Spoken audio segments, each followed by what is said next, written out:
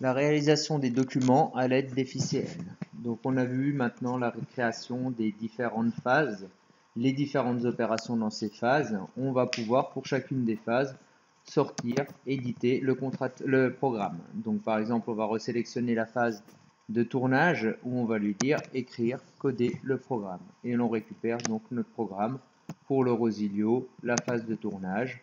On va sélectionner la phase de fraisage. Donc, il nous remet en place tous les composants. On va lui demander d'écrire. Il nous demande dans quel décalage est-ce que l'on veut rentrer les décalages du porte-pièce.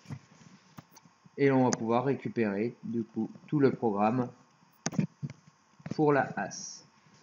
On peut aussi sortir tous les documents de phase. Pour cela, il faut aller cliquer simplement sur le nom de l'élément, un clic droit et lui dire Prodoc.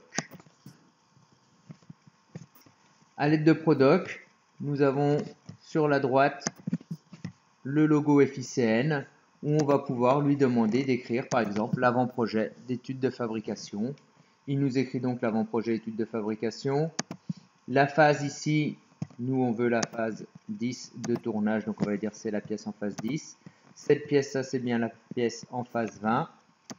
La phase 30, ben on va lui dire tout simplement de mettre la phase 30 au niveau de la phase 30. On va lui dire maintenant que l'on veut créer les contrats de phase. Donc il va nous écrire les 3 contrats de phase, même si celui de perçage n'a pas un grand intérêt pour nous. Il nous a créé le contrat de phase 10, le contrat de phase 20 et le contrat de phase 30. Donc pareil, pour le contrat de phase 10, on va les sélectionner, on va dire notre pièce, elle est en phase 10. Pour le contrat de phase 20, elle est en phase 20, c'est déjà la bonne phase. Pour la phase 30, on m'a dit, nous on la veut en phase 30. Phase 30. Et on peut modifier les vues comme l'on souhaite. On peut éventuellement la mettre en 3D, la mettre en couleur, comme on fait avec SolidWorks normalement. On peut aussi éventuellement lui demander de nous écrire par exemple toutes les fiches outils, ce qui va nous permettre de préparer préalablement les outils avant de passer à l'usinage. Donc là, il nous a rajouté la fiche outils pour le tournage.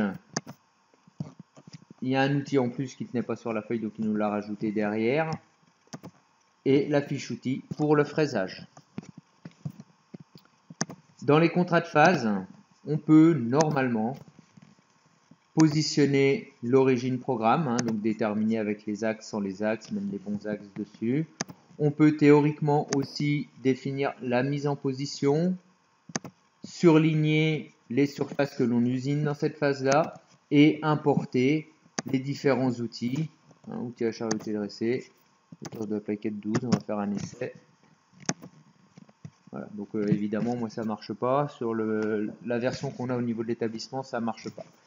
Donc au niveau de mes élèves, ce que je vous demande, une fois que vous en êtes arrivé là, c'est de faire tout simplement enregistrer sous.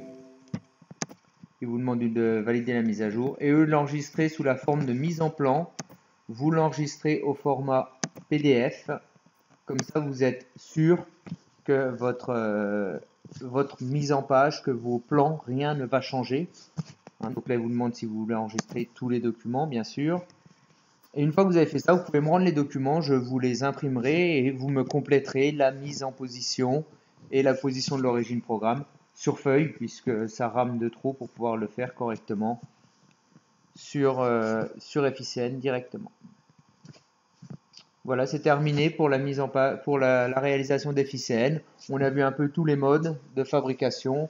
On verra par la suite, pour des pièces plus compliquées, la mise en place d'origines indexées ou l'usinage de plusieurs pièces en simultané avec plusieurs origines programmes. Mais ça se fera partie d'un autre tuto.